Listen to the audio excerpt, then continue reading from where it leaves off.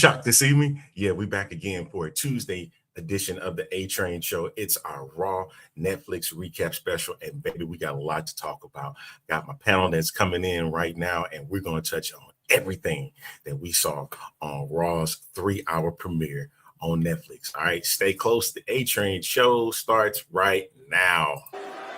What do you guys want to talk about?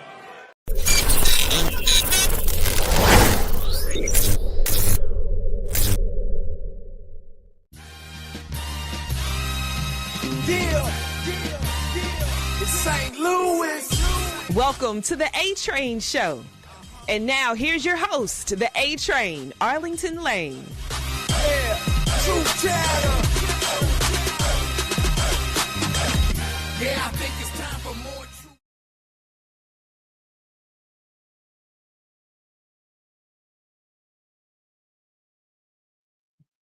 All right, y'all, welcome to the show. Back again for another edition of the A Train Show. We are live in color. You can catch us right now.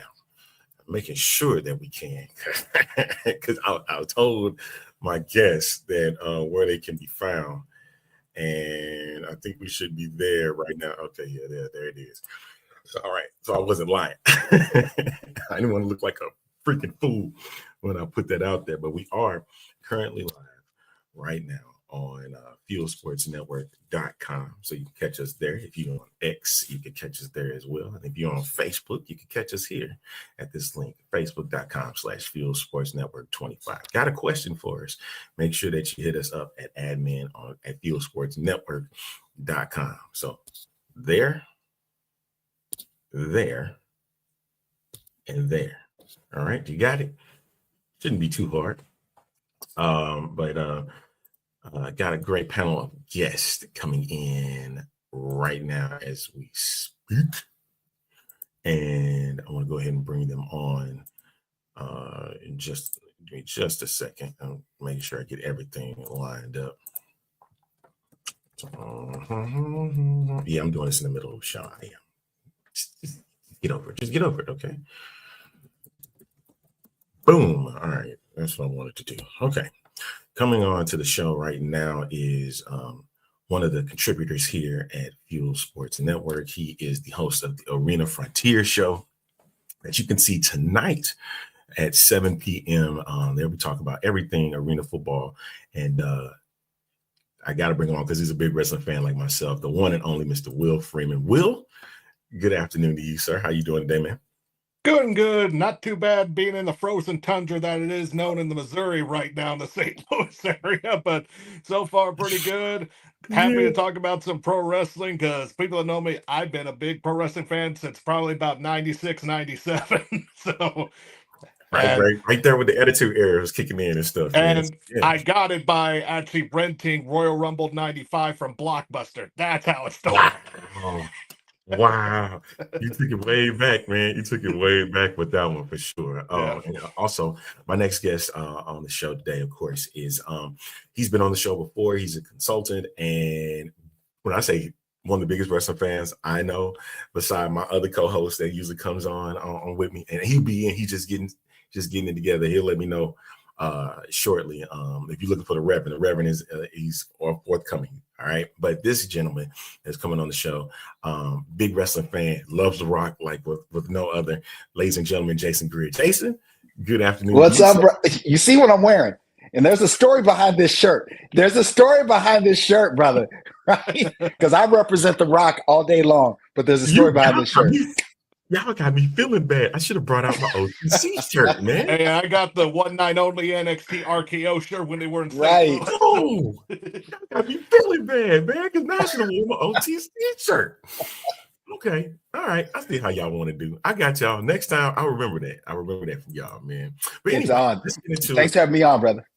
No problem, man. Fuel Sports Network is what's all about, man. We bring fans together and try to definitely bring out the experiences of what you see on television or live, wherever you may be. So that's what we're here to bring forth to the table.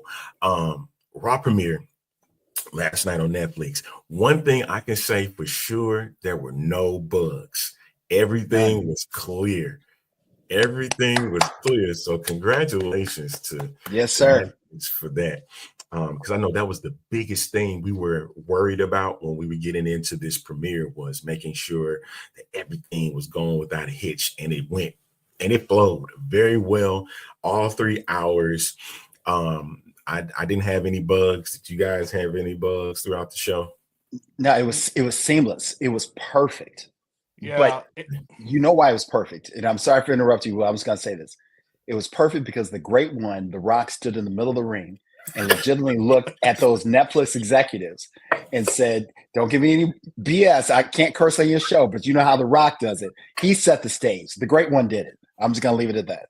yeah, it was interesting. It was more of the people's champion rather than Hollywood Rock, though, I will say. Yes, Appeared right. at so it's kind of good, and yeah, no problems. I find it hilarious. For one Paul brother, it went smoothly, but for the other, not that great. So I kind of thought that was kind of funny. The only complaint I had is because, unfortunately, it's a regional thing. Us here in the U.S. did not get to see those interviews that we saw later on X or something, because we got the commercials, but then everyone else, like Canada and other countries, they got to see those interviews during the commercial breaks. I kind of hope that changes, but that's something to watch later. Yeah, I get what you're saying, because a lot of that was when I saw the news about it, I'm like, you telling me United States going to get screwed here? And the answer is yes, they're going to get screwed. We get stuck with the commercials, advertisements, while all the other international countries, they get to keep watching the coverage. So even like when during the first match, Tribal Combat, you were able to see the match continue. And then of course, in the United States, ads had to be run, and then they had to jump back. I wish they would have took the USA route, USA Network route, picture in picture. I don't know if they've gotten to that place yet, but that is something I would have loved to seen happen. Even though if you didn't have any commentary, you just let the ads play, but you also have picture in picture so we can continue seeing the match. And so that's one thing that they have to look forward to as we're getting to in the future now, because this is where it's at. Netflix and Raw are together, and you know, anytime that you're in Los Angeles, you would expect a big spectacle. And I'm surprised for that show that we only had 4 matches. Everybody else from SmackDown, just about everybody else on the Raw roster, which I will give them credit for, that they showed during the show. You know, they may not have had a match, they not were involved in anything, but they were showcased throughout the show. And so I will give Triple H credit for that. You know, give their team credit for that, their production teams, because Joe Tessitore, oh my goodness, Joe Tessitore throughout that post show kept talking about the production team and how well they were able to do. One of the sickest things that I remember seeing, one of the best things, in my opinion, because we're going to get into that too. I want to throw this out there just to get the conversation going, was the drone. The drone that came into it, though. That was one of the sickest.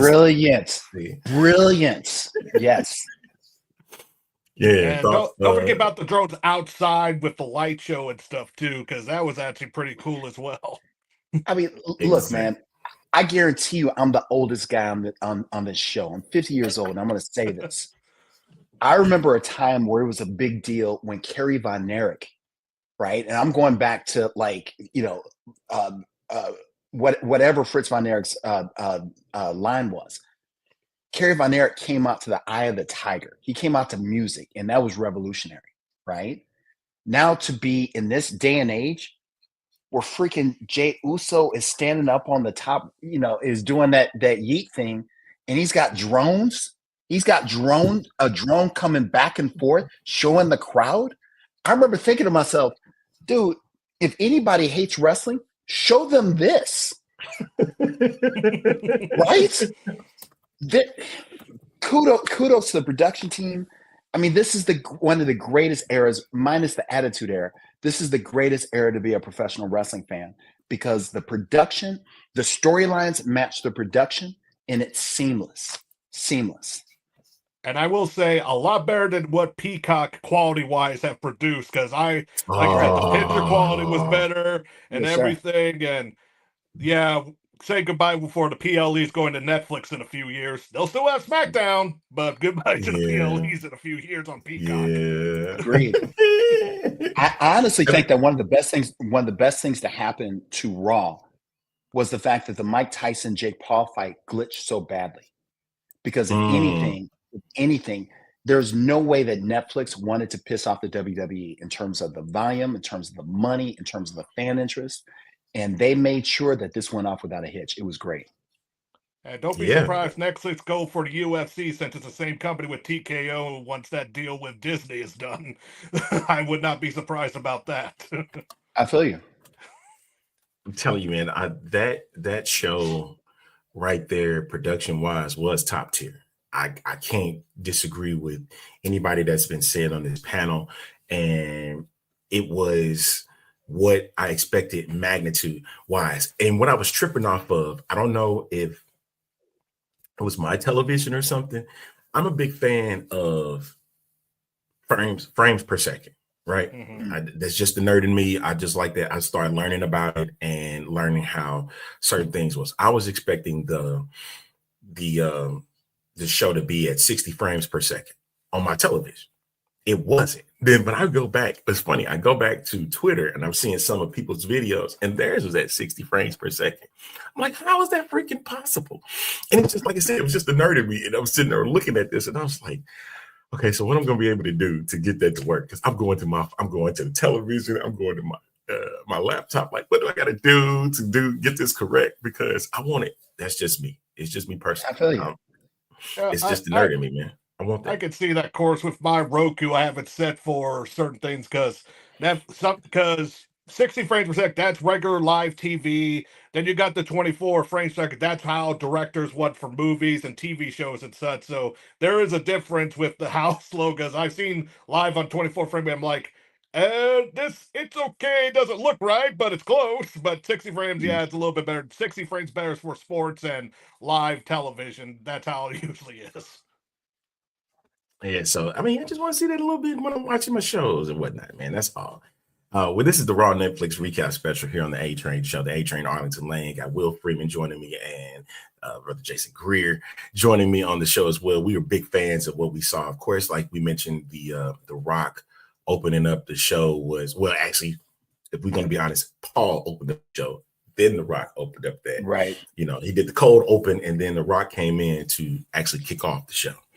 So everything within it was just fantastic. And that first match, Tribal Combat, were any of you guys surprised that was the first match of the night? I was. Go ahead, Will. I was like, you expect that might be either main event or second to last. Because, like, I thought maybe they would have started with Jey Uso and Drew McIntyre first. That kind of seemed like the natural one to start first. But, like, if that's how they planned, that's how, because it worked good at the end. But it just, I didn't expect that to be first. Right, Yeah. right. Jason, what do you think? I'm going to tell you something.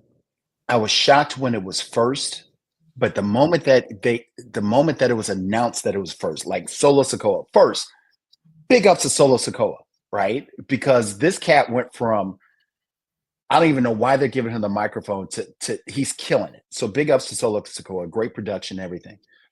When that match came out first, that's when I realized The Rock is still in play for WrestleMania. Because everything they do is according to The Rock's calendar. And there's no way The Rock, with his busy schedule, being the greatest human being to ever live, can sit there for 3 hours, right? And wait for a show to go in and then come out at the end. It's not going to happen.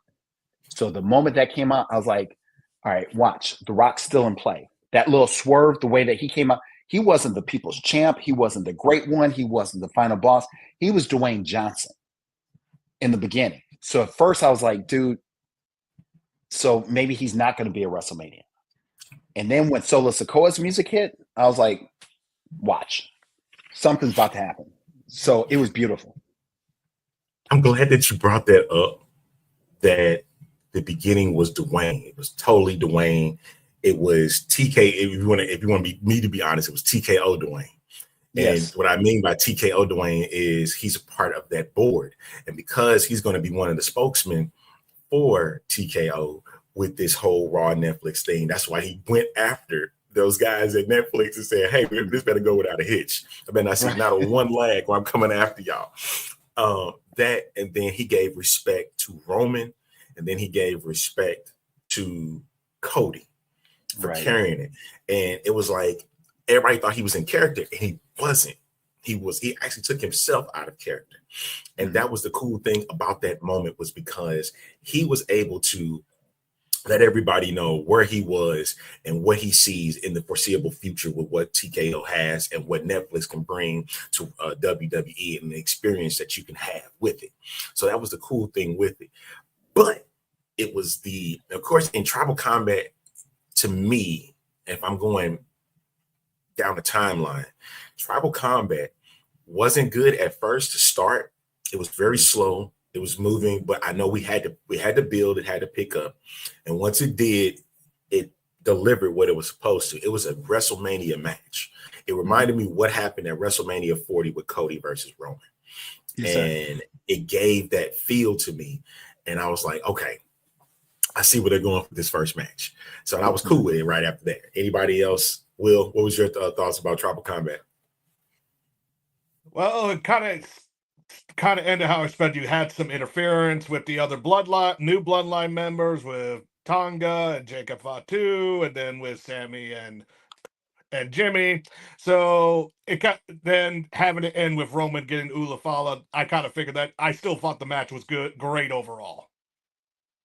Jason, fantastic match. I mean, look, it was a classic Roman Reigns match. Roman Reigns matches always start slow. He's not a high flyer. He generally does not wrestle high flyers.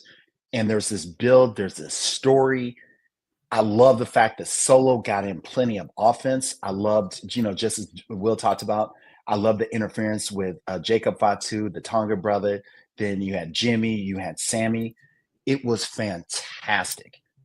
The thing that got me, though, and I think I might have said this to you, Arlington, in a message last night. I'm used to Paul Heyman being so effusive in his praise for the tribal chief. I'm used to him just going crazy, just jumping up and down when the tribal chief wins. He was so subdued. And that's when I started thinking about CM Punk. That's when I started thinking about maybe there's something else in the works. That's what I love about Roman Reigns matches. And I got this out of the Tribal Combat match. There are so many storylines within a storyline. It was beautiful. And yeah, and you know what? What I saw at the end of Tribal Combat, when Rock came out, I'm sitting there, I'm like, oh boy. My mind started worrying, thinking like, okay, Rock just sat here and said he respect, Dwayne came out and said he respect Roman. Is he back in character again? And that was the kind of the line that was being drawn. And when he came out there to show him respect, and told Heyman, let me put the Ulafala on, which was actually the right thing to do, especially in such a big moment. And remember that Rock said he was a high chief of Samoa. So what better way to do that is for him to do that. And if I'm not mistaken, there was a family member out there. I know his mom was there. I know his kids daughters were out there as well. And was an uncle out there? I saw somebody with a Samoan shirt. Yeah. There was, in fact, I'm glad you said that, because there was a Samoan brother behind one of the wrestlers. Yes. But understand this: if you spent any time in LA has a large Polynesian community.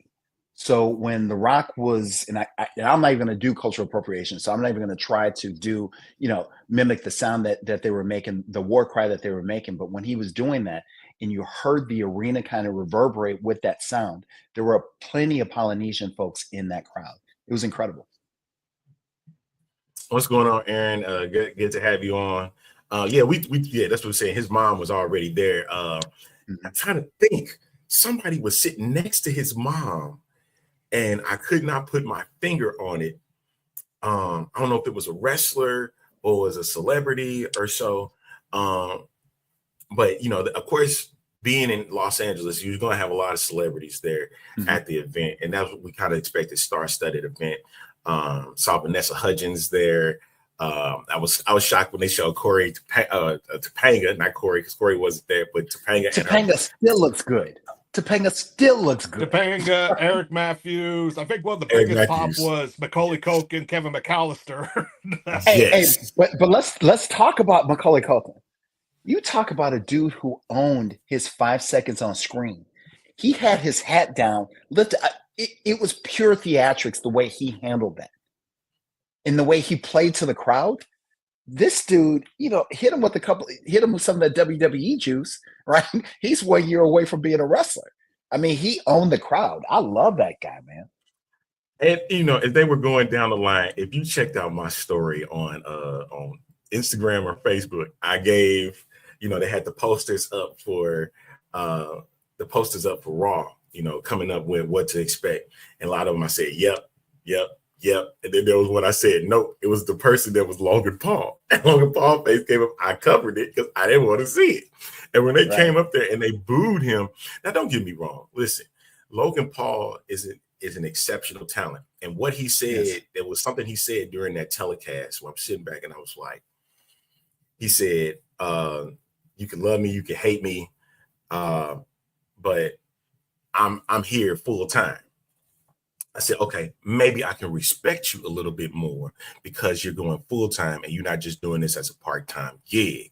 You know what I mean? Even though he has what it takes to be a WWE wrestler. And now that he's going to be full time, I might can respect him a little bit more, just a little bit. He's still a great heel at this case. I know. We're going to get into that, Denzel. I see your comment. I know we're going to get into that. But can I say something to that, A-Train? Can I say something? The problem that I have with that comment, I don't want to see Logan Paul full-time, just like I don't want to see almost full-time, just like I didn't want to see, the Big Show full-time.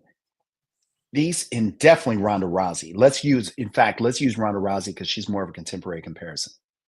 Ronda Rousey stopped being special when we started seeing her all the time. And with Logan Paul, he puts in 5-star matches. He's great talent. But he loses his appeal when I see him every Monday or every Friday night. Okay, to that effect, I see where you're coming from. The thing is, if you're going to be in the business, you're going to have, and he might not be sure, as long as he's on the roster full time, he's not stepping away to go do movies. Listen, we've had that rehash continuously going on, especially with the top superstars. Only person that really hasn't done it is Roman. And the reason why I say that is because Roman, he's been in a couple, now mind you, he's been in some movies. He's been in some movies.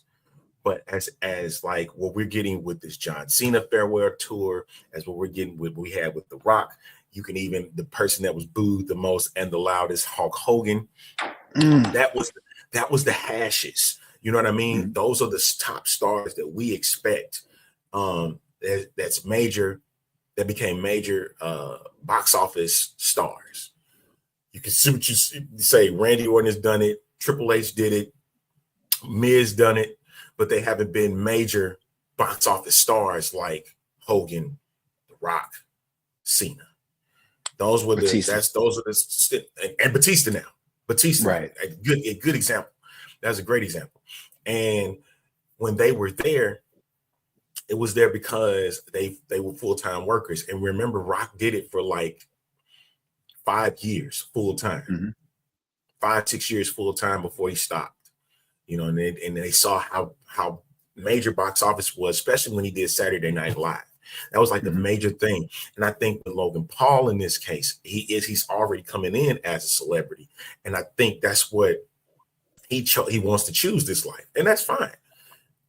But at the same time, I was like, man, I'm booing him because I don't want to see him on Monday Night Raw. I don't care about him on Monday Night Raws. When they did that Raw on Netflix special beforehand, I was like, oh my God, I got to see this dude every Monday night on Netflix. But then when he said the words full time, I was like, okay, I could back off just a little bit, because at least he's going to dedicate himself to becoming a full-time WWE superstar. So that means he's going to get the hate. He's going to get the love, whatever. And that's what I really want to see out of these superstars. But I understand there will be more opportunities for them. There will be chances like Becky Lynch, like what she's getting right now. She's going to be a part of the new Star Wars, if I'm not mistaken, correct? Star Trek, excuse me. So she will be a part of those. And those are the opportunities that are given when you become a WWE superstar, and your star power goes beyond what WWE can provide. You know what I'm But saying? also, but I also love to that point. I think Triple H, I didn't like him as a wrestler. Correction. I loved him as a wrestler. I hated him as a heel, which is exactly what he did his job, right? He did his job. But I am in love with the job as a student of business. I am in love with the job that he's doing in his current role because he understands if I allow Becky Lynch, if I allow, Cena, well, that was out of his control, but I allow, go on down like Roman Reigns, all these folks to play in movies, that brings more attention to us. That brings more eyeballs into the product, right? Because another thing is, even in terms of the people that you brought up, I would make the argument that John Cena is the last true superstar outside of the WWE. And I say that because when you look at Roman is as good as it gets, but Roman is a product of the machine, right? And so to a certain extent, even though they can go out and they can do movies, they can do all these things, there still has to be that tie to the WWE because it's the machine that made these folks, right? And I just think that Triple H, you have he was a wrestler. Vince McMahon wasn't a wrestler. Vince McMahon loved wrestling. He was a great promoter, but he wasn't a wrestler. You have Triple H, who is the wrestler, who's also a business person, and he's fused the two. And now you have the type of product, you have the type of talent that we have who can do it all. Exactly. Anything to touch on with that, Will? Not really. Pretty much covered all of that part. I mean, that's kind of the thing what we saw. We look at the other matches. Of course, the Women's World Championship with Liv Morgan and Rhea Ripley, kind of expected. With the way that match was going, of course, Rhea being the Women's World Champion I think it was needed for that show, especially how big that show was, and even with the distractions that came in with it. Going back to Tribal Combat, having Kevin Owens featured in that match. Yes. People look at that and it's like, why was he in it? It's because of the storyline itself. Him going after Roman, it was perfectly timed. Cody coming back in the match, and I thought he was gonna come down in his gear. I really did, because Kevin came out in his, but he's like, "No, I'm gonna stay suited and booted," and it made it perfect. You know what I mean? And especially when you're doing a Cody cutter with a suit on, it's pretty sick when you ask me, right? When you see him touch that, I was like, "Dang, boy, you just did that with your nice shoes on too, man." With them slick shoes, the slick bottoms, right? I mean, he landed. Denzel says, "I give it to WWE and AEW for let wrestlers play in movies and TV shows." Yeah, they do that. Yeah. They allow them to get work outside of wrestling where they can continue on with their careers in media and stuff. So that's pretty cool to see. And then they said the Women's World Championship again. Of course, Jay versus Drew was kind of the worst match to me. It wasn't bad. It just was that it was just not the best. It was like the low end. If we had to pick the 4 matches and rank them, it would be the lowest. And not because it was bad, the way it ended was bad, in my opinion. A roll up to get them, after all I don't think they were going to allow Jay to do off the top rope and do his splash on Drew. That wouldn't have looked good. So I guess the roll up was probably the best thing to do at the case, kind of steal a win off of Drew, because it said that Drew had beaten Jay 3 times and he never lost to him at that point. So it was interesting, how the match was going back and forth. But the whole thing, like you had mentioned at the beginning, Jason, was the yeeting at the beginning. It's like that was the match. I didn't need to really see the match at that point. It was just how everything was correlating within Jay Uso, and then Travis Scott hitting the blunt. And let's not forget, he was holding the Hardcore Championship. I want to see how that comes into play later, because it's all red, it's all this. That has to come up be on the line at some point in the near future. And they let Travis Scott hold the new WWE Hardcore Championship. I'm glad that was mentioned, because you call that an Easter egg because it wasn't mentioned during the telecast at all. Mm-hmm. They didn't say anything about the championship, but seeing him hold it, I was like, wow, that's pretty interesting. Plus, he's the one that holds the theme song. He hasn't doing anything like. Don't get me wrong, I love the Pointer Sisters, but AEW was tripping when they decided to add "I'm So Excited" as their theme song. So, yes, sir. something from 40 years ago, 40 plus years ago, if you make that your theme song, at least be up to date with what's going on. And in this case, Triple H chose hip hop to be their main song. I think, if I'm not mistaken, SmackDown's is a hip hop song too. I'm not correct, Will? Their theme song is a hip hop song.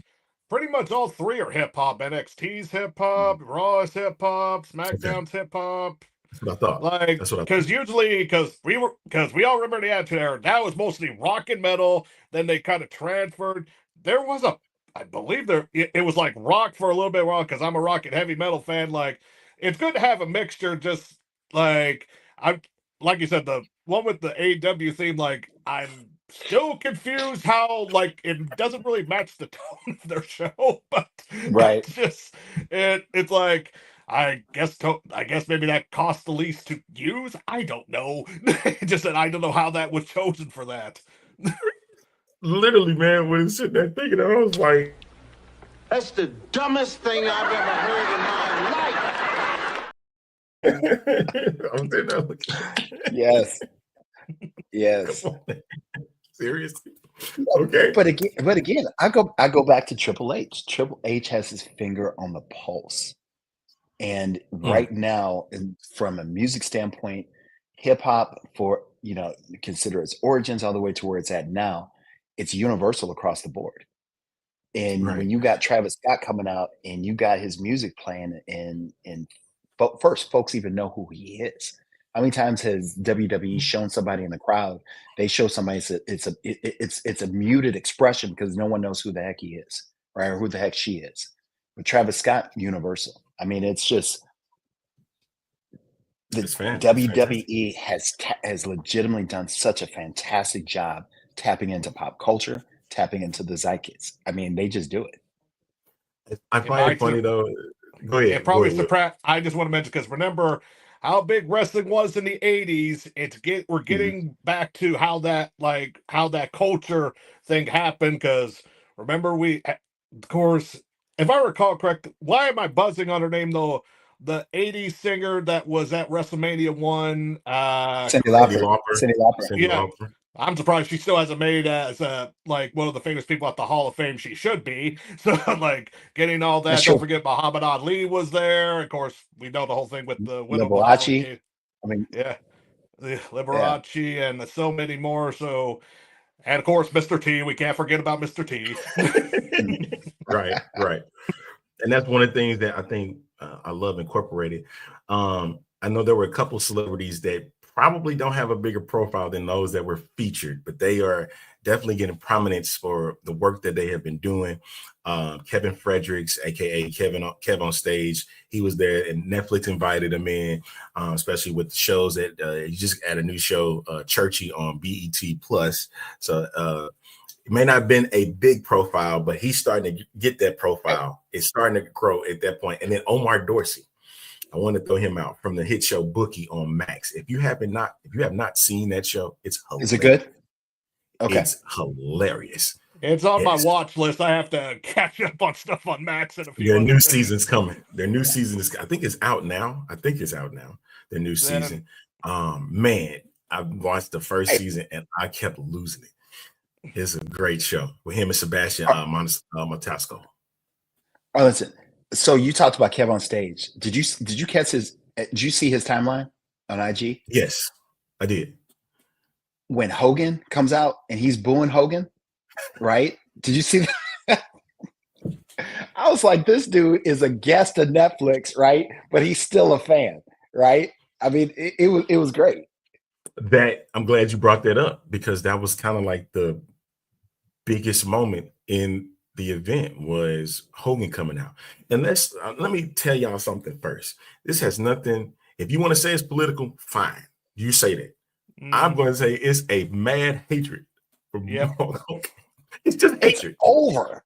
They hate this man. Hate It's this man. not even political, man. That's what And it's going to get. That's how I it's going to will get blown up. tell. I'll tell you what. It wasn't political. If that would have happened, Undertaker would have been booed, and he was not. Exactly. Correct. Triple H celebrated Christmas, at Mar-a-Lago. Nobody said nothing. People hate Hulk Hogan. It's a wrap. It's a wrap. It's the Hogan. They're done with seeing Hogan anywhere. And that's what I think. I made a post. I said that's probably one of the first mistakes Paul made. I understand why he was doing it, because that's his boy. Mm-hmm. You know what I mean? When you decided that you wanted Real American Beer to be a major sponsor for Raw on Netflix, you already done messed it up. And that was kind of one of those I'm a mistakes. beer connoisseur myself. I have never tried the beer, so I have no idea if the beer is even good or not. So I have no idea if it's good or not.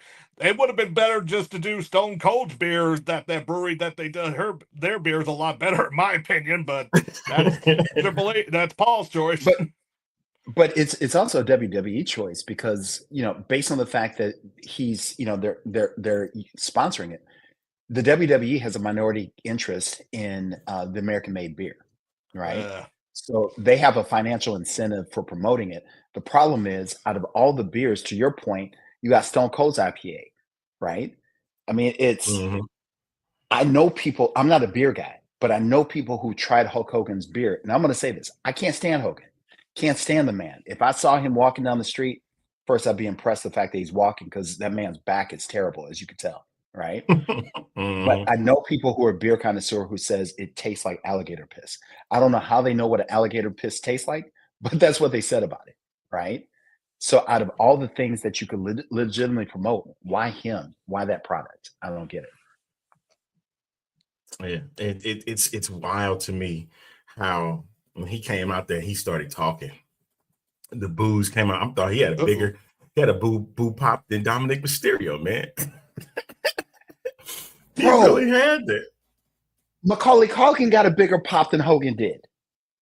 Think about that. Yeah. Home Alone got a bigger pop than Hogan. Hogan got booed like he's the worst heel ever. Yeah, I find it funny because yesterday Macaulay Culkin got his cheers and stuff. Then previous night his brother won a Golden Globe, so I kind of thought that was kind of interesting too. So, big night for the Culkin family, right? Couple of good nights for them, man. But yeah, that was kind of the funniest thing to me. I was low key surprised, but I understood why everybody booed, because people can't stand Hogan, especially after that Mr. McMahon documentary. Like, we all saw it. And we were tired. We're tired of Hogan. And it's not a shame, because I actually enjoyed every moment of that when he got out and he couldn't say a word. And I heard from fans that were in the arena, they said that the boos were so loud you couldn't hear them. Are you serious? They said the boos were that loud you could not hear Hogan on the microphone. Like, you could hear it on the telecast a little bit, but at the actual show, you couldn't hear Hogan. Did you see how disgusted he looked? Did you see how disgusted he looked? And he tried throwing out Macho Man's name. He tried throwing out the Giant. Go on down the line. It didn't matter. We don't want to hear those people. We don't want to hear those names out your mouth.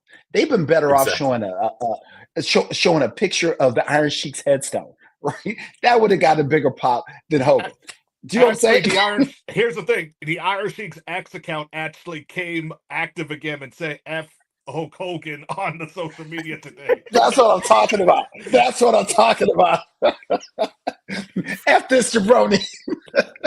Hey, there was a chant. There was an F Hogan chant, Hulk Hogan chant going on last night too. See? Oh wow. Like, if he was actually smart, he actually, instead of coming out to Real American, he actually could. No offense, it's in California. You could have come out to Hollywood, Hulk Hogan. That might have been better, in my opinion. But you could have came out. Do you think they even figured something like that would happen? No, I mean, they couldn't. I don't think they. Well, I would think maybe like a small possibility, maybe a big one, but I would think you need to do A, B, C, D because you never know. Because like with the wrestlers, like Ric Flair would got a bigger pop. Jesse the Body Ventura finally coming back would got a bigger pop, and all that stuff. So it's like, Yeah. I really believe when they do Saturday night's main event at the end of the month in San Antonio, and I have a feeling he's going to still be there. A lot of people thinking that Hogan was just done after that one. Let that, if we get the same reception in Texas, then you can say we finished him off. But he going to Texas, okay? So he'll be there in San Antonio for that one, and I think he'll get a better reception than he got in California. So I don't know, man. Arlington, you remember in Florida, the first WrestleMania coming out of COVID, when he came out with Titus, he got booed in Florida. So I'm just saying, this is not just the LA thing, right? And again, Will brought it up. This ain't a political thing. People just hate Hogan. Despised. He's despised. Let it go. Let it go. His 24-inch pythons are like 2 inches now. Let it go. We're done. We don't need to see you anymore. Go away. Be old. Right? Just be done. But yeah, I'm telling you, a lot of things that Mr. McMahon documentary kind of elevated it. I'm going to go ahead on a limb and say that it elevated why people hate Hogan. Yeah. It elevated it to a whole new level. And you see that, and they let them know about it too.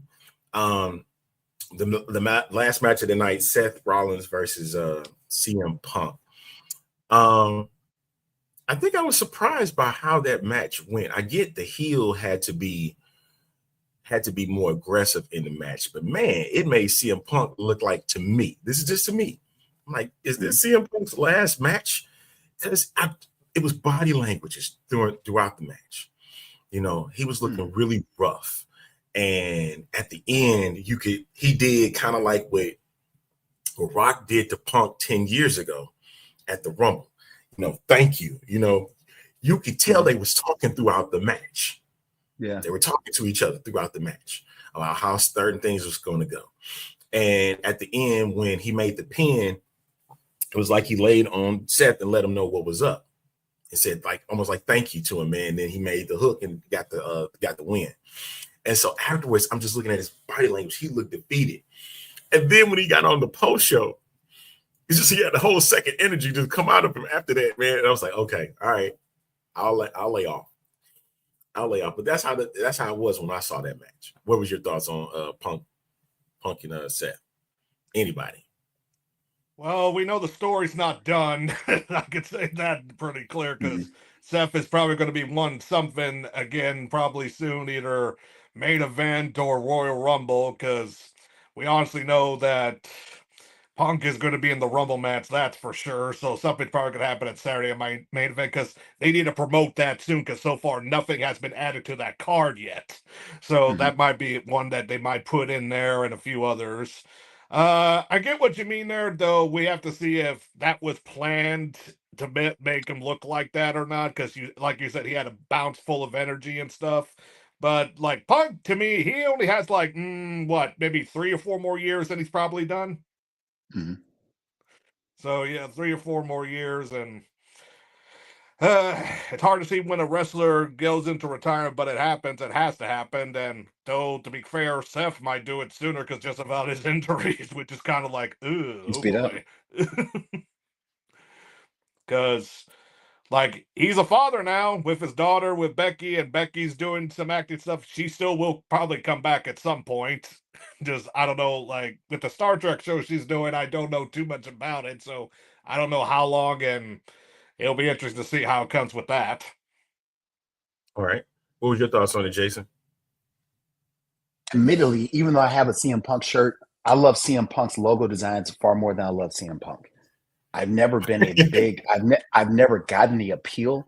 I've never gotten he looks like he stinks to me. I just have never understood why people love CM Punk other than a great entrance song. What I took away from this match, that boy can wrestle. right? And I've seen him in other matches. Please don't get me wrong. I'm not disrespecting him, I'm not disrespecting his career. I've seen him have some fantastic matches. He and Seth, for as much as they built up this maybe storyline, maybe it's personal animosity, they are magic in the ring together. I think he brought out the best in Seth. Seth brought out the best in him. In Arlington, I'm on that other side where I didn't feel like this was CM Punk indicating that, it's time to, maybe he's only got another year left or whatever the case might be. I like the fact that he looks so tired because Seth, it took everything in his power just to beat Seth Rollins. So what they were able to do from a pure storytelling perspective is what I think Jay tried to do with Drew McIntyre. When Jay fell out, he's like, this big dude, I don't know what to do. And he just fell out. He just passed out. It was too abrupt, right? Whereas when you look at the way that Seth and CM Punk constructed that match from beginning to end, it was electric. It was electric. CM Punk won me over. I think Seth Rollins, to the point that Will brought up, for a guy who's as hobbled with a bad back, with bad knees, bad neck, for a guy that's as hobbled as Seth Rollins is, he consistently delivers when the lights come on. I mean, he's this generation's version of, I'm not necessarily going to say Mr. WrestleMania because I can't really think of any huge WrestleMania events that, moments that he's had a la Shawn Michaels, but I can say that he's Mr. something because he consistently delivers. I love that match. I love their chemistry, and I pray to God that this is not the end of it. Yeah, and I agree with that. It was mine. It just, I think I was just tickled off the fact that when I was watching the match and them going back and forth and stuff, and just seeing the anger out of Seth keep coming through, and I'm like, he's really pouring into this storyline, like for sure, man. Like he really want to take him out, like for good. And when it got to the end, and you could see like Rollins when he's on his back, he's like, "Oh my God, this is over." It was like, "It's done, man." It was like, it was cool, and it's just the little things that you see in matches. Of course, with Liv and we didn't talk a lot about it, but Liv and Rhea, Liv had dominated the match. Of course, she had the shenanigans in it. That was all expected, a part of the match. And, of course, Rhea got the win. Glad to see her back as world champion again. And I'm just going to say this on this show, man. Rhea is a cutie pie. Oh, man. My goodness. She is so beautiful, man. Bro, there is nobody. Look, you want to talk about a legit superstar who owns every single minute. I ain't never been into a goth girl could walk past me today and I'll cross the street. But let Liv walk past me. Or Rhea. I'm sorry, Rhea. Here's my credit card. Here's my money. Here's the keys to my truck. Whatever you want, you can take it. You can take it. There's a lot of golf rocker girls coming, especially if the ones that I'll just call Chemical X on NXT right now, because they can't use another name since it's trademarked by Warner Brothers. So listen, when she comes out, I think at the beginning of the show, when she was coming in with her bags and stuff coming in, I said, man, buddy Matthews, you better not mess that up, brother, because man, she is gorgeous. That woman is gorgeous. I don't care what anybody says. That body, the charisma. I mean, you want to talk about somebody who can own a moment with just one look, right? There might be physically, there might be more attractive women on the roster. Ever has been. Maybe. But there's only one Rhea Ripley. She's got it. In fact, I was shocked. What is she, like 5'8", 5'9"? 5'6". She's more on the taller end of one of the girls roster, but still it's healthy, like not body lifting type muscle physique, but still like like built, athletic built type thing that I can compare her to. And like, yeah, she has everything. She checks all the boxes, and like she's been cute ever. Like you have to remember when she first came in with just the blonde before she turned into what what she is. And there seems to be following that kind of trend, especially since being in Australia, especially the one star that's now in NXT, that's kind of following in her footsteps, if you will, in that type of design, like character and design, if you will. But here's the Yes. thing: if she's only 5'6", she carries herself like she's 6'2" or 6'3". Like, The Yes. heels. I mean, It's the you're heels. just no. I'm not even talking about the heels. I'm talking about presence. Well, I'm yes. talking about sheer presence. She is everything that China wished she could have been. Right? I mean, Mhm. she just has that presence where you think this woman can beat up a man, this woman can beat up a woman, she can beat up a grizzly bear and look good doing it. She's got it. Absolutely. Yeah, 5'7". She don't even look 5'7", man. That's the thing. Something is not right. She picked up a guy 6'1" yesterday. Okay. 6'1". Easily. Come on, man. You can't sit here and tell me she's I was 5'7". I don't I was believe it. actually glad 1 to minute. get she slammed Dominic, because I'm sorry, I'm sick and tired of that bad 70s porn star mustache that he has. I'm sorry. You got that, then you got Kofi Kingston with no mustache, which looks way off. Yo. Yo, can we talk about New Day though? Can we talk Yes, about we New can. Day? We sure can. New Day is doing more with less than at any point in their career. When they show them up in the box, and they had all after Rhea won, and they had all those stars jumping up SmackDown. Yes, they were looking like, man, screw her, screw you, screw the fans. I love what they're doing. When they show Kofi joining with Fluffy, right? Dude, this is why I love being a wrestling fan, brothers. This is why I love being a wrestling fan, because they are firing on all cylinders. New Day this is going to be the best incarnation of New Day we've ever seen. Jason, this is what I said. There was a time, I think it was after Bad Blood, when they had that press conference, and somebody mentioned why we're not getting more representation, why not a lot of Black representation getting in the main events and stuff. I said, I'm like, I know it's coming. I'm glad the question was brought forth, and I'm glad that Triple H was able to give whatever answer that he could give at that moment, because try to keep it as PC as possible. But what you saw right after that is the attention that's going to more of that, because we have yet to get to this Jade Cargill situation. Jade Cargill, we haven't even touched it yet. And Jade has already, have you seen the picture, Jason? Carrie, fire, and brimstone. Have you seen the Carrie photo? Oh, yes, where she's covered in blood? Oh, yes. And you know she's been at the Performance Center. Training, getting ready. I'm ready for some horror movie type things here, because that's what it seems like it's going to go to. And just because if people want to know when it comes to horror, I'm more of my horror icon is Jason Voorhees. I know it's not going to be like that, but just have the feel of that deal. Like, I don't know, maybe throw some of that 70s that Rob Zombie did with House of Thousand Corpses, and there you go, right there. Yes, sir. Because it's going to be a Stephen King story with Jade's revenge story here. That's, ooh. Bro, Will, she did her internship. With Bianca, right? And it was that time for Bianca and Jade to go their separate ways. I think I'm getting feedback. What she's about to do when they unleash Jade, because she ain't got to be a technical wrestler. She's got to be a monster. Yeah, absolutely, man.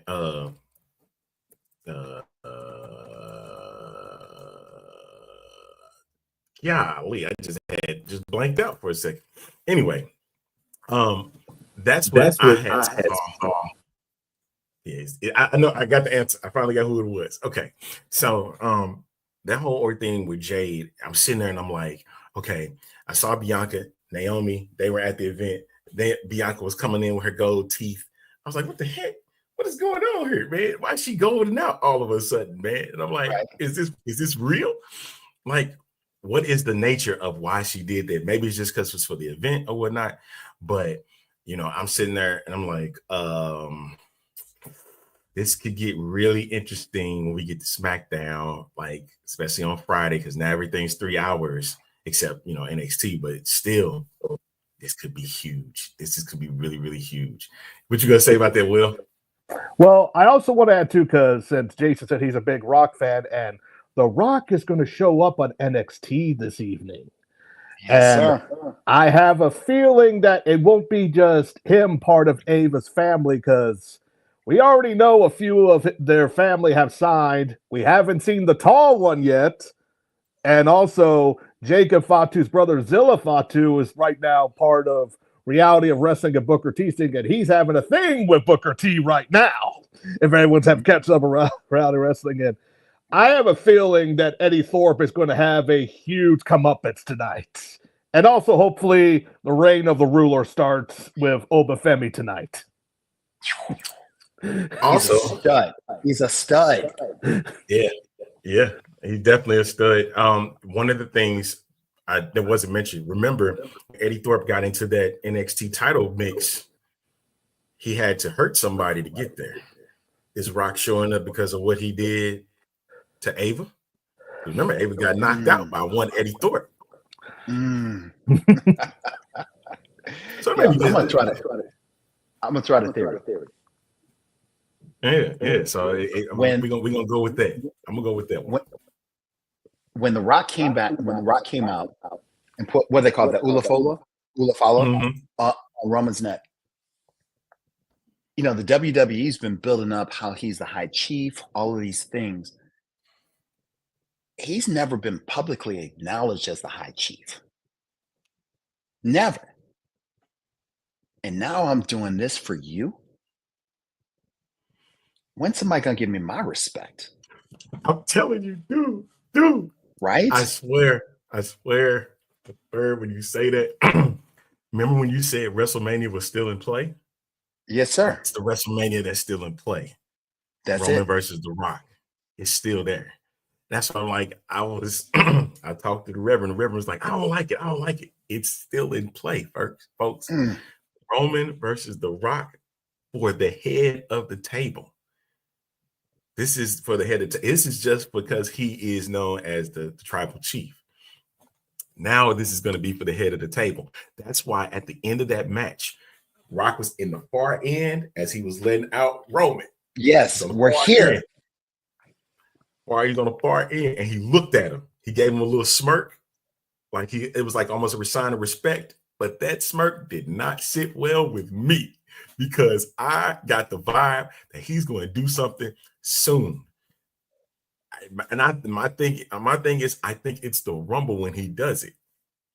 You know who else it didn't sit well with? It didn't sit well with Paul Heyman, because if you watch, Paul Heyman was looking at The Rock the entire time. Yeah, especially when he took the Ulafala and it took away from his moment. And yes, sir. It's gonna lead back to where this favor with Punk. It's gonna go back to that. Let's just say everything in this storyline is intertwined and is ridiculous. I love it. So what does that mean now for Solo Sikoa? What does that mean now for Jacob Fatu and the Tongas? Is the I Love Solo era over? I love you, Solo. Is over? Or is it going to remain and say you should be the guy? But everybody knows that Jacob was more over than Solo Sikoa. Jacob's way a more beast. over. Jacob's a beast. But here's the thing. Attitude always follows leadership.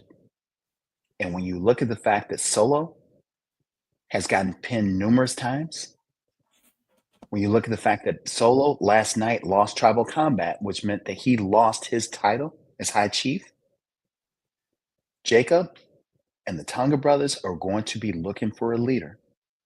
And The Rock is about to step into that void. And I guarantee you, in terms of what do you do with Solo, because you can't just cast him out to the mid card. You can't. There's still too much. There's still too much storyline.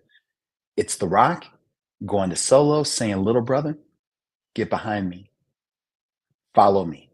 That's what I think is going to happen. I think we're about to look at the OTC and his crew versus The Rock and that next generation. That's what I think is about to happen.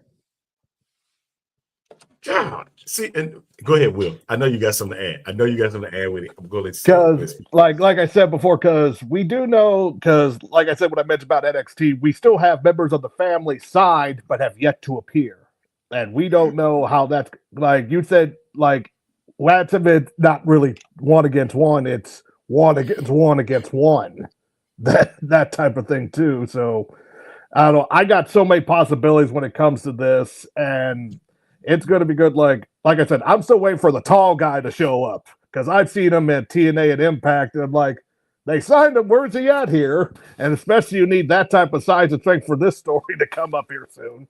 So, and because that might be the only one in the family that can take Jacob on one-on-one. I'm just saying. I really think He's a that beast. Jacob's got to turn on Solo at this point. Because Jacob could be a leader himself, believe it or not. Oh, Jacob is such a beast. The whole I love you Solo,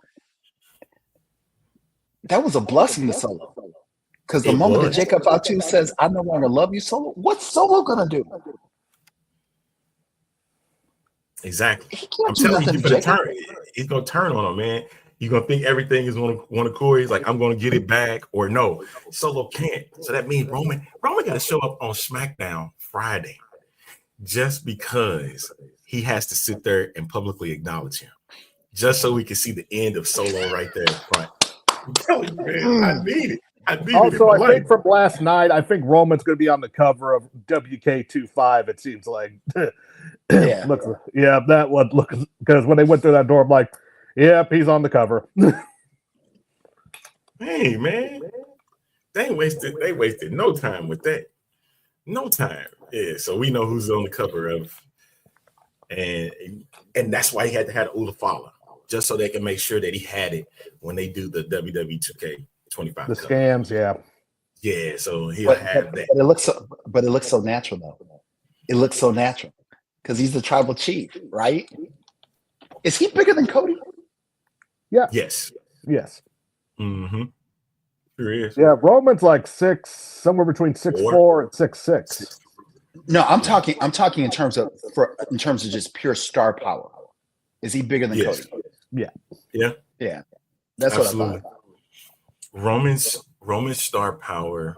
Remember, he had to carry from 2020, and a lot of people say Drew McIntyre did, but think about the thing that happened to build that bloodline storyline to get to where it's at now. We're going into its 5th year with this storyline. When is the last time you seen a storyline reach this type of level? Only time you could say something like that is Stone Cold versus Vince McMahon, but even that had an end point. Yeah. This bloodline thing can go on and on and on. And the reason why I believe that is because of the Samoan dynasty, the Samoan legacy, how much it pertains to wrestling as a whole. And it could be a soap opera that can go on forever for a long time, mind you. And it's so good. I mean, did you see the Roman special that they did before? Was it WrestleMania 41 or 40? I can't remember. Where he was talking about how he and Paul Heyman literally sit down and have constructed the storyline. I mean, this is a master class in storytelling, because you brought up Stone Cold Miss McMahon. That was great until it wasn't, right? You look at the NWO. That was great until it wasn't. But you're talking, a 2 to 3 years shelf life? Whereas this has been going on for so long that it dominated WrestleMania 40, WrestleMania 41. It's about to dominate WrestleMania 42. I mean, go on down the line. We could see 41 is about to come up. Oh, I'm sorry, 41. So you're talking about 40, 39, 39. 40, 41, 38. Yes. Right. All those WrestleManias, they dominate. It could just keep going on, and it's so good. It's so good. That's a good way of looking at it. It's That's like right. the Bullet Club. I completely agree. Completely agree, Denzel. Completely agree. Go ahead, Will. You got anything to add? Not really. Like that touched everything. It's like the only thing I could see, like maybe not storyline, but rivalry rise was like the tag team rivalries back in the '80s because those seemed like those lasted years because they just kept on going and going and going. Especially when it came with the Von Erichs too back in the day too, because they had some stuff to then. Not to mention with Legion of Doom and all those back then. Then Birds. And Greg the Hammer and Brutus Barber Beefcake with their tag team as well back then. Exactly, and you got a mad point with that. I know they probably did it in different promotions. Ric Flair and Sting. That's probably the only one I could probably could compare it to. I think that's who Ric Flair's last match, his actual last match, should be against is Sting. You know, I remember I seen Bronson Reed, who wasn't at the event himself. He's been going on Twitter going after certain individuals and stuff. They mentioned that he should tsunami Ric Flair. He said, "You want to see a man die in the ring?" I said, "If you want to do it to somebody, do it to Hogan." Right? Take out Hogan. You take him out, man. We don't care. I'm so glad that Will brought up the point about the wrestlers going back to the 80s, 70s, so on down the line. Another reason why this bloodline storyline to me is so magical is because those storylines that you talked about, those rivalries, they had the advantage of going to multiple territories before, and it was regional cable. It wasn't national cable. So you could have a storyline for 6-7 months in one particular region. When that starts to, burn out, you go to another region. You have the bloodline storyline that has been going on for years in front of all of us, and we're still asking for more. That's unprecedented. It's incredible. It's unprecedented. When is the last time have you really seen it? Okay. Yeah, we got to get out of here myself because I got stuff I got to go do. Man, we could continue on if we wanted to because this is so good. Yeah, and definitely. I don't want it to stop. So as we get on to this Raw Netflix, out of 10, what did you think the show was? Real quick, Jason, and then you can take off, man, after that. Yeah, 11 out of 10. No, 11 out of 10. Okay. That good. That good. Thank you, sir. Thank you. Take care, guys. Man. All right, you take care as well, man. Bye. That is Jason Greer. Will, what was your thoughts on the event? Very good. I just hope they have a better way for us to see those interviews a bit better. That was just the main thing. They need to do something with the ads, do picture in picture. Like I only could take that watching the same critic commercial like every few times. 10 out of 10. Okay. All right. I'm gonna be very critical of the event. I'm gonna be critical. I'm gonna give it an 8 out of 10. The reason I give it an 8 out of 10, because the whole event itself was good, but when I look at the event, I'm looking at production wise was 10 out of 10. Some of the matches was like 6 out of 10, 7 out of 10. Okay. And it brought it down. It brought down the number. So, but it was a very good event.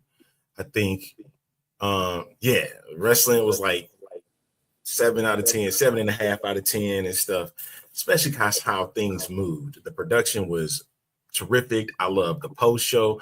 To me, it was funny to me because I thought the post show was a little long, but it wasn't. It just felt that way because we were going into 12 o'clock, and I'm like, we still doing this post show? But I give mad credit to Joe Tessitore, Wade Barrett, and Big E, especially Big E. I wanted to get that with Jason before he left, but Jason, I wanted to hear his thoughts on Big E's work on the post show. I liked it, especially how classy he took it. He took the classy route when he had something to say about the New Day, especially when the New Day came up and he was like, "Oh, now you want to give us time? Now you want to give us time at the end of the show when it doesn't even matter, and you didn't give us none on the show." I was like, that was kind of cool how they did that, especially on the regular show. They didn't give him no time, but on the post, he was like, "Man, we ain't giving you none, no way." Like, that's terrific. Right now, he's taking being the bigger man approach. But I will say, if let's just say, I don't hope they don't do this, but if they do, if they actually somehow cause Big E to snap, then that's going to be one interesting for them to be on the heel side for the New Day. Because, like, we already know that Michin is already going to go after the New Day if she's on the same show as them. I'll guarantee you that already. So, and I also will say it'll be interesting because if Michin somehow gets a singles title from Chelsea Green and add that to on social media because she's done something that the others can't. That her brother. That our brothers can't say. Brother-in-law, well, brother-in-law has done it. You know what I mean? Yeah. But it's more about Xavier Woods at this point. Yeah. How do you think that's going to go with the taunting on X? Hey, I'm telling you, man. Ooh, see. Here's the thing. Well, turn in what way? Turn it Exactly. as not to a heel, but maybe a face that just snaps or crashes out. There's a difference between that because you have like not revenge, but more because honestly, I don't know. One possible thing, like I don't think it'll happen, but if Big E's still injured, still be a manager, but bring two guys that were friends but hate each other back together. If somehow and then face the New Day and beat them. That to me, of course, in my example, if they got Trick and Mello back together and then face the New Day, but I don't think that's gonna happen. It would be it's just like what I'm getting at there. Because that would be interesting for that to happen because we'll see after tonight on NXT, like what is the trajectory for Trick if he wins the title or not tonight. That's gonna be right. So triple threat match. I think we're in the over Femi era. I think we're in the over Femi era now. I hope so. If not, they're probably gonna wait for a stand and deliver to Trigger, and I hope not. It's like they need. It's Oba, like he's so over. He needs the title because he'll be on the main roster within 2 years. There's no. If he wins it now, I expect him to be in the Rumble come February. Oh yeah, and another thing too, I want to mention real quickly because we already seen WWE already like kind of rent other talent now because Omos is there in Noah in Japan right now, and they also had Shinsuke wrestle there as still with the United States Championship belt. So I'm kind of interested how that's gonna go with because they already have that partnership with TNA. What are they doing with Noah right now in Japan is the question. If I'm not mistaken, he's a champion over there. Yeah, he's a tag team champion right now. So my guess is they're trying to really develop him because they want to bring him back. They still think he's green, which is good. And they want to see what place he would be in when he does make his triumphant return back to WWE. So I'm glad that they're giving him work over there. And he's still relevant, because a lot of times when you do that, they pretty much are done with you. And they're keeping him around, keeping him alive. And that's good. Because, he had some storylines that could have worked out, but they just did not fall in his favor, And so now I'm just looking forward to him. Is it the Forbidden Door? Not really. Like, you're going to have Jordan Grace probably be at the Women's Royal Rumble next month because the contract's ending. You already have a few other women wrestlers that they're probably eyeing on, and not to mention with the indie, with the WWE ID, with a few people that we've already seen that probably will show up either on NXT or on the main roster soon, especially one that fans want to see Bayley go against. You know who I'm talking about, A-Train.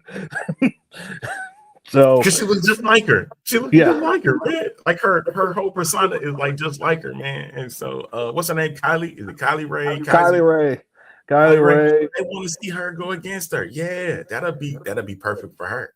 Yeah, her, and then we're going to see some other women wrestlers too that were in WWE because we already know that they've released Indy Hartwell, and her and Stephanie DeLander are probably going to be women's tag team champions in TNA once Steph DeLander comes back from injury.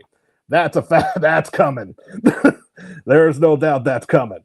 And then I don't know, like the one thing I do want to like because we're beginning of the year, I'm wondering, is this the year? Because you already got Chelsea Green as U.S. champion. Is this the year that her husband comes back to WWE? That's one thing I'm kind of wondering. Matt Cardona. Yeah. Now, we mentioned potential Royal Rumble participants. We can start early because you saw Cena, because we didn't even mention Cena. His return is just to indicate that he was going to be in the Royal Rumble. I'm kind of shocked that he jumped in and said, I don't see any championship aspirations with me, but if there is going to be some, it's going to have to go through the Royal Rumble. So he's like the first entrant into the Royal Rumble now. So that was pretty prolific to see. Even if he doesn't win the Royal Rumble, I kind of believe he's going to win the Royal Rumble because the person that I want to see him go against is Gunther at WrestleMania. So CM Punk still, there's a story on him wanting the main event WrestleMania. Does he go for Cody Rhodes then? But then that leaves something open there. So it's like, It's like, I'm trying to figure like all the stuff here for, and man, it's hard. And also, here's another thing too. When it comes to the women's, can we bring back the NXT women's tag titles, please? There's so many goddamn talent now. Are we ever going to see an NXT team being the women's tag champions? Unless that might be happening with, if you're going with the storyline, and tonight, Jakari and Lash are facing Unholy Union for a #1 contendership. Will that go affect that storyline? Whoever, when they face Bianca and Naomi, good chance. Could be TNA being the forbidden door. You know what? I want to see Joe Hendry in this Royal Rumble too. Oh, that's probably one thing they're probably begging on there. And I don't know, I'm hearing rumors about Josh Alexander going to WWE lately. I'm not too sure. Like, he would work, but I just don't know. Hey, wait, I got a question. Is Nick Nemeth is still the current champion, right? Well, he is, and him and Joe Hendry are going to be are having a title match soon. So he could make it.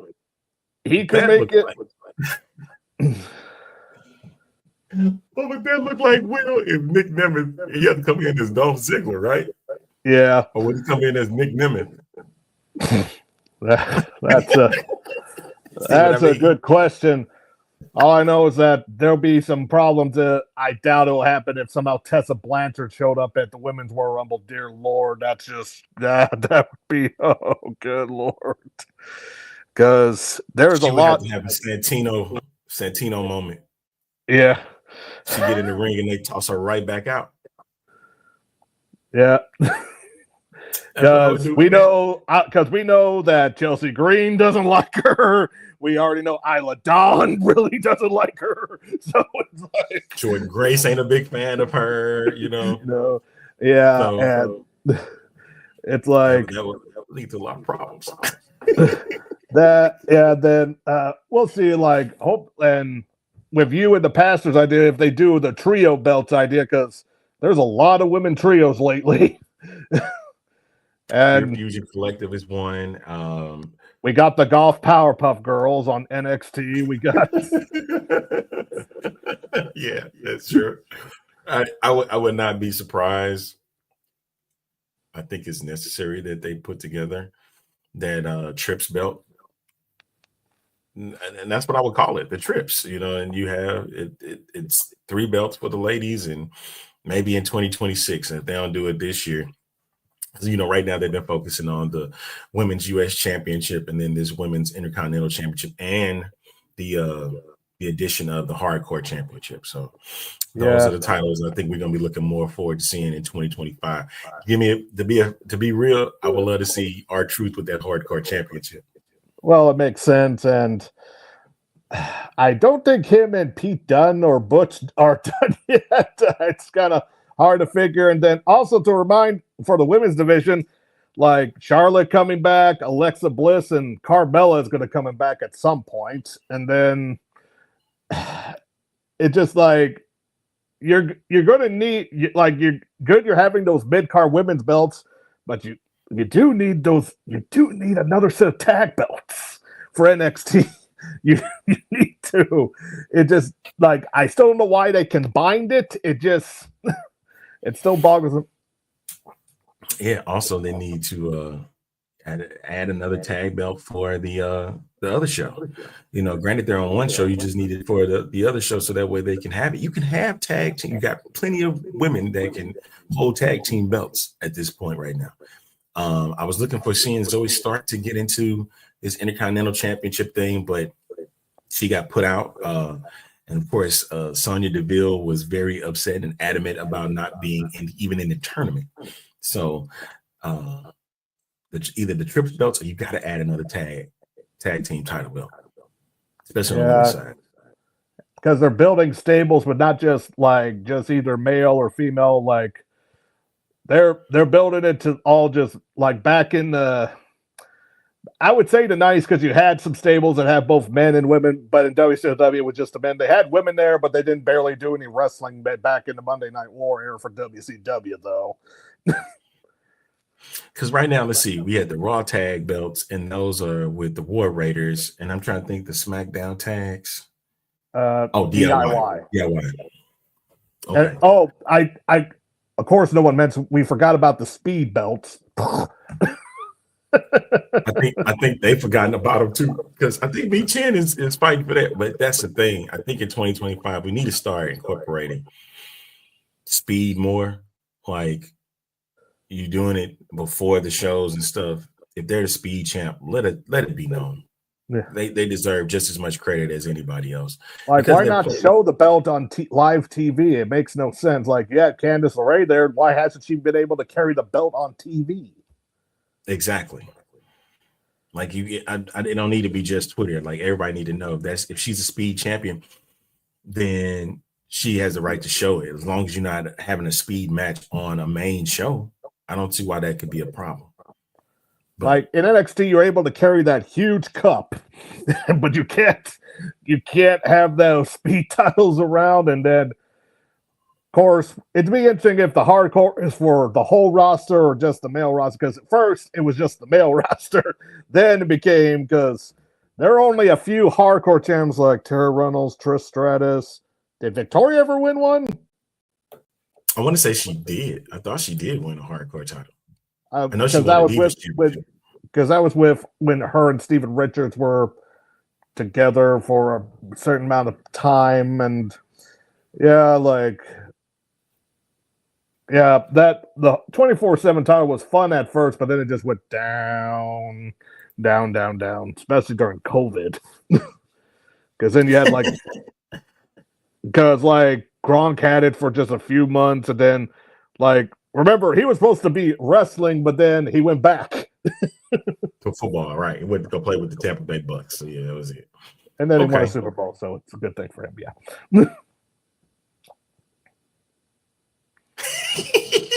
I'm just seeing a post right now from Naomi. He's going after R-Truth. I guess he just provided a new pic. So she went out and said, I would like everyone to know Truth and I are no longer on speaking terms because he's always too busy to do TikToks with me, but does them with Nia all day, every day. Like, make it make sense. So she's going after R-Truth. That's funny. Yeah, and if you get a chance to see some of the things that they do, it's actually kind of funny, and they keep entertaining, especially her, Michin, Nia. Kathy Kelly gets into it as well. Maxine Dupree gets in with them, and they have a lot of fun with it. It's just it's gonna be interesting to see what Nia Jax does at this point now that she's not the champion. So there's going to be a rematch for that. There's no doubt about that for the WWE Women's Title. Then, like I said, I have probably Saturday Night Main Event. Chelsea's going to defend it against Michin, and it'll be kind of funny that then she loses it. She wins it at the first Saturday Night Main Event, then loses it because. I don't think they should even involve them at all, man. At least if you're gonna do it, put it at the Rumble. Well, they might want them to compete in the Rumble, so I don't know. That might be. because like for mid card titles, the PLEs is mostly for the major ones, and I'm pretty sure we'll see Charlotte Flair make an appearance there finally, or sooner, because we all, like we discussed yesterday, it's going to be her and Tiffany of Mania. That's the best one to do. You have to, for with two similar type of athletes facing each other. That's what the rumor is. That's how. And then Rhea, I have no idea who. Like, there's I mean, at a press conference, she said that any contender that can come forward, if you want to come get it, try and come and get it. Like, will it be Io? Will it be like? It's gonna be Liv first. I don't know. That might be done. She said that was done. Okay. So we back to licking wounds then for them. Okay.